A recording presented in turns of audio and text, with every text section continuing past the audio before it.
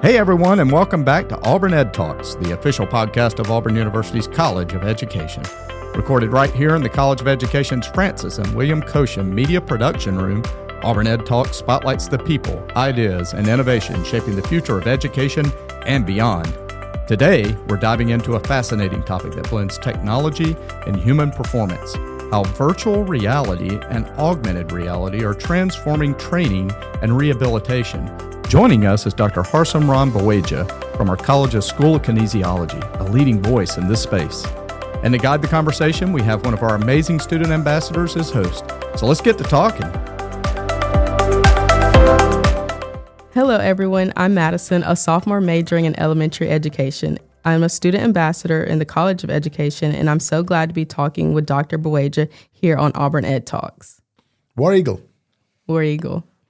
So before we dive into VR and AR, we always like to start with a quick lightning round to get to know you better. Does that sound good? All right. Let's do it. Okay. Where's your hometown? Hometown depends.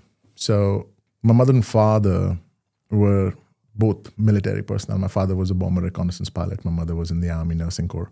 So we moved around every 2 years. So home is where my heart is.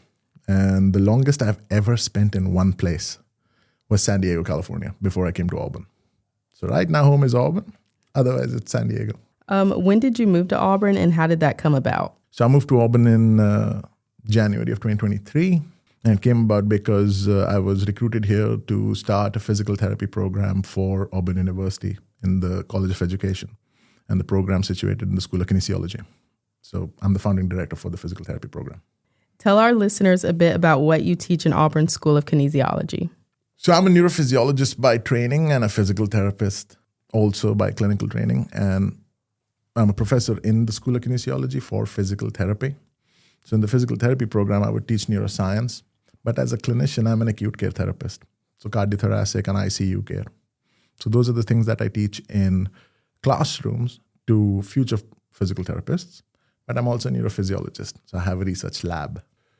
So in my lab, I teach students how to run scientific experiments in understanding human mobility, whether it's balance or driving or walking. And that's how we got into virtual and augmented reality that we're talking about today. Okay, interesting. Yeah. So if you weren't in kinesiology, what career would you choose? If I wasn't in kinesiology, when I was 8 years old, I wanted to be what every 8-year-old wanted to be. I wanted to be an astronaut. And then I got realistic that I wasn't going to get to the moon. So I went into virtual reality moons. But I love motorcycles. And so if I had to be, and now proper dad mode, so I'm introducing you to the guy.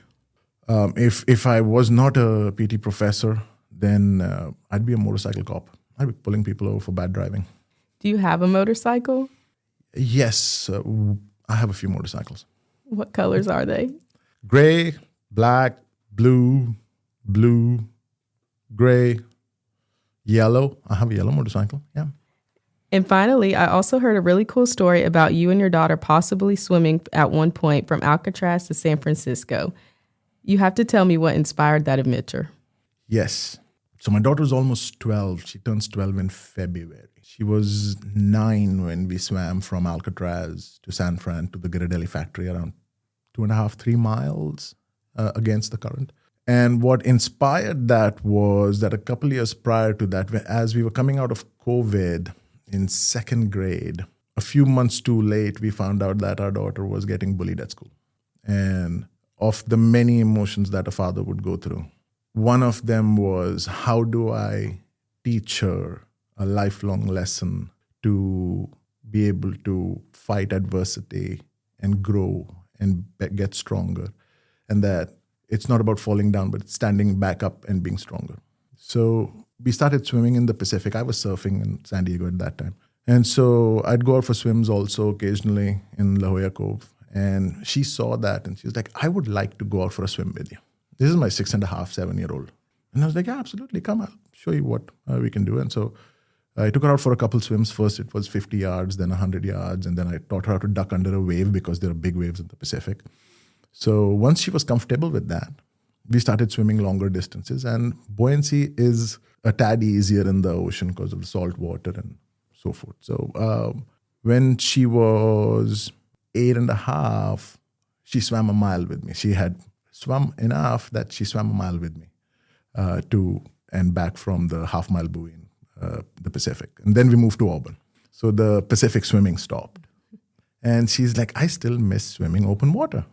So not only did we join the Opelika swim team, so she swims competitively for them right now, I was like, all right, let me find something. So I went up looking for an open water swim, found out that annually at the tail end of summer, there is a swim that happens in Alcatraz, and it's called the Shark Fest swim, because supposedly the water has sharks in it, something I did not tell my daughter.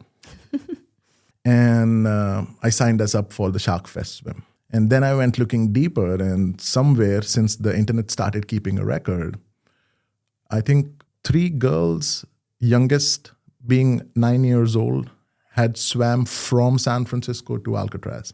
And one boy, 8.5, 9 years old, had not only swam across from San Francisco to Alcatraz, but he had swam back from Alcatraz to this thing. Now, I didn't know why it was important. Even though I was swimming open water, I hadn't connected the dots. Current and tide matter. One direction is usually easier to swim in. That's the San Francisco to Alcatraz direction. But Shark Fest is swam jumping off of a ferry outside of Alcatraz and then swimming to San Francisco in the opposite direction. So you have to catch the current, you have to catch the tide, and it's a longer swim. Long story long, we made that swim. 900 people jumped out into the water that day. 537 finished. The youngest of those 537 was Misha, my daughter. And it took us an hour and a half to swim 3 miles. What's more important in the story is we're going back next summer because now she's a competitive swimmer. She'll be 12. So we're going back next summer to this time actually race in our categories to put a time on the clock. I love that lesson. It's a powerful lesson. I like the way that you tied it to something that she could relate to, which was swimming. Now let's shift gears. Today's topic is virtual reality and augmented reality in training and rehabilitation. These technologies are popping up everywhere, from sports performance to clinical rehab. First, what is virtual reality and what is augmented reality? Great question. So there is a continuum of technology. If you looked at visual technologies that are used to, typically thought of playing video games, but we now use them across the board for several other things. So virtual reality, as the word suggests, virtual is where you put on a headset and you're in an alternate reality. You're in a video game. You're a floating head in a video game with 2 hands. Augmented reality is where your current present reality around you in this room is augmented by the instrument that you put on your head. So AR, a good example of AR is the latest Meta glasses that came out when Zuckerberg wore them, and there is a camera which puts up a heads-up display on one of the glasses. That's augmenting reality because it will show you the picture you just took. It will give you directions on that side. It augments your reality. It could also be a version of a mixed reality headset that it mixes virtual on top of your real reality. Okay, so that's the virtual reality, experiential reality continuum. And so sometimes we combine all of these, put them under the same umbrella and call it XR. Otherwise, virtual, mixed, augmented reality. That's the continuum. How do you see them changing the way we approach human movement and recovery? Oh, huge. It's not going to replace the current rehab standards and how we treat our patients or how we teach. It's not a replacement. It's an enhancement. It's an add-on tool. If one sees it as that, then it is going to improve whatever it is you're aiming to do, whether it is you're trying to teach students the phases of the moon. Historically, they were taught with a popsicle stick in a dark room and a flashlight. But if you put on that VR headset, you are standing on top of the moon, looking at the Earth. You can then walk up to Earth and turn around and look at the moon. And then, here's the kicker. You can use your remote control handle, grab the sun, and spin it around your head. And you can see how the phases of the moon change because the phases of the moon are a shadow of the Earth on the moon when the sun's behind you. So you can see that, and then it clicks. I actually remember one year for Christmas, I think it was around 7 or 8, I got a VR headset, and one of the things in it was walking on the moon. So that is really cool. Yeah. How do these tools improve outcomes compared to traditional methods? Again, not replacing traditional methods, but adding on to the traditional methods.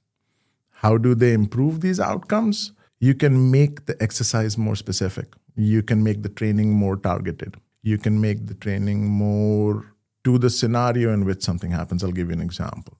An older adult or somebody with a stroke or Parkinson's disease or anything for that matter, you and me, okay? We have to cross a street, but we are new to this environment. Yes, I can take you to the corner of the street and we can walk across the street back and forth until you get comfortable crossing the street. A few people will honk at you. And then you can transfer that knowledge and go to New York and know that if I see a pedestrian crossing, press the button, cross the street. But it's unsafe if you wanted to train somebody to do that. Now, what if I took you to my laboratory, you put on that headset, I've got a 20-meter walkway, and as soon as you put on your headset, you are in downtown Manhattan on a pedestrian crossing, and you can safely walk back and forth, and I can train you how to do that, which is very useful when it comes to training individuals who have neurological diseases or older adults who are slow at moving. So you can do that in a safe environment, train them. They're not afraid, the fear of getting hit, therefore inducing a fear of learning that activity goes away. And then they're comfortable doing that and executing it in the real world. That's how it would enhance. That's what I meant by improving the specificity of what you're doing. Are there specific populations, athletes, older adults, patients recovering from injury who benefit most? Yes and no. Anybody can benefit of it. It depends on the instance of usage. So why do you want to use it is what matters. What's the prescription of that? Do you want to use it to train older adults how to navigate safely in an environment that would be novel to them? Do you want to train an athlete to specifically focus at one thing that helps improve their performance in a movement? Those are the things you would use to enhance or augment the training. So it can be used on anybody. It depends. Otherwise, the misconception is it's just a fad. It's a gimmick. People are just playing games. They're getting nothing out of it. And it could be true if you're using that instrument purposelessly. It depends on the application of what you're using it for that you'd be able to see the benefits in any population you want to. Where do you see this field heading in the next 5 years? In 5 years, XR or experiential reality, virtual, augmented, you name it, it's already here. It's not a 5-year thing. It's already here. You put your Ray-Ban glasses, it's got a camera on it. You can talk to it and you can say, hey, Meta, where am I in space? I have those glasses. That's what I use. It talks back to me. It converts and translates everything for me. The field is already there. Okay, it's how we apply it is going to become a more mainstream application rather than right now being a specialty application. Right now, it's mad scientists and those you can play with it and afford it. And in 5 years, I would hope that it becomes an everyday thing for people to use, not to replace what we do, but to enhance how we use it, to get better outcomes. That's where it will become more equitable for everybody. We'll be able to apply it better, especially in telehealth kind of situations, or to teach better, or to train better, not just in rehab, but in education. Hopefully in 5 years we'll get there. It'll go from being a gimmick to an everyday thing. Because even 10 years ago, 12 years ago, when I got into this thing, it was a fad. So in 5 years, it should be an everyday thing. We shouldn't have to worry about it being a gimmick or a fad. How do you prepare students in the School of Kinesiology to work with these technologies? I'm going to tell you something about training that will kind of be anticlimactic to the training. Do I want them to learn how to use the virtual reality headsets? Yes. But that's not the first thing. That's not the second thing. The third thing is the fifth thing on the top 10 maybe. What we need to do to train students to become good consumers and therefore practitioners with the technology is work on fundamental knowledge. Understand the basics and the foundations of movement analysis, motor learning, and applying these foundational principles to whether it is rehabilitation or athletic performance or human performance, whatever you want to study. And then teach them how to be good consumers of the technology to apply it to get that, I can use it over there. I can use my virtual reality headset to put somebody in the middle of Manhattan and help them cross the street, well within my laboratory. I can use my cell phone or my laptop to project a hologram of the skull and teach neuroanatomy. But if you don't know what you're looking for, then putting it in a virtual reality headset only makes it a thing that sits on the shelf to look good. And that's not the purpose of the technology. Can you tell me about the different technology that you have in your lab? Yes. How much time do we have? We have several virtual reality and mixed reality headsets in the lab, which are used primarily for balance training and for walking, where I can put you in the scenario that I described to you about retraining people to walk in downtown Manhattan. That's a real scenario that we have in our lab. Then we have other scenarios where we can take you skydiving. If you have the fear of heights, then we can test the physiology while having you, quote unquote, skydive safely by just sitting in a chair and jumping out of an airplane. And we can study what's the core physiology that goes on. What happens to your heart rate when you jump out of an airplane? It goes from 60 to 120 very quickly. We have augmented reality headsets and simulations that we play on our driving simulator to understand driving behavior and retrain driving behavior in those with neurological injuries. I've worked with race car drivers where we've put on the virtual reality headset and put them on racetracks that they would be driving on in preparation for the race next weekend, and then learn how to go through that corner faster or breathe on the straightaway when you're driving 150 miles per hour. What's more impressive or equally impressive that we have is we have this technology in our classrooms. So when I came here 3 years ago, we set up the physical therapy program. We now have university's first human anatomy simulation lab. And we've got 4 anatomy simulation tables. Each one of these tables houses several cadavers and other anatomical and physiological models in it that can be used in almost a virtual reality sense to run dissections and learn anatomy, physiology, biomechanics, principles of human movement right there on that giant simulation table. How often are students using these different technologies in the lab? They have access to the lab 24/7. So for anatomy, students have access to the lab 7 days a week. For my research lab, you have to be a student of the lab, and they are in the lab all the time. For students interested in this area, what skills should they start developing now? Before touching advanced technology, students need a rock-solid understanding of motor control and motor learning. These are subfields in kinesiology, biomechanics, the kinematics and kinetics of movement. How do joints interact? How do muscles interact? How is a movement performed? They have to first become experts in that. Exercise physiology and its fundamentals. Postural control. How do we control our movement and our balance? Those things. How do we walk? Gait analysis. Unless you don't understand that, applying technology to it is futile. Virtual and augmented reality are only powerful tools when students understand what they are measuring and why it matters. Thanks, Dr. Baweja. This has been so insightful. Before we wrap up, what's one key takeaway you hope listeners remember about VR and AR in training and rehab? So the one key takeaway that would summarize all of what we've spoken about and things that we didn't speak about would be that experiential reality, or XR like we like to call it, whether it is virtual reality, augmented reality, these aren't just new tools. They've been around for a while. They have fundamentally expanded what's possible in whether you want to look at human movement training, rehabilitation, the teaching of sciences, training medical professionals on empathy and case scenarios, you name it, okay? Enabling precise, adaptive, data-driven experiences.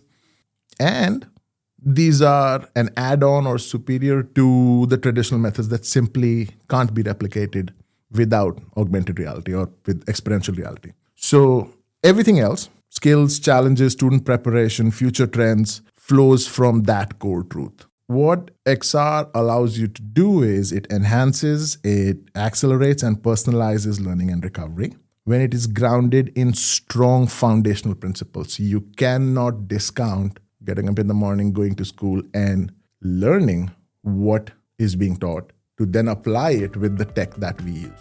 That would be my big take home. Thank you so much again, Dr. Baweja, for joining us on Auburn Ed Talks, where great minds keep the conversation rolling. And thanks to everyone for listening. Be sure to subscribe for more conversations that inspire, inform, and ignite your passion for education and innovation.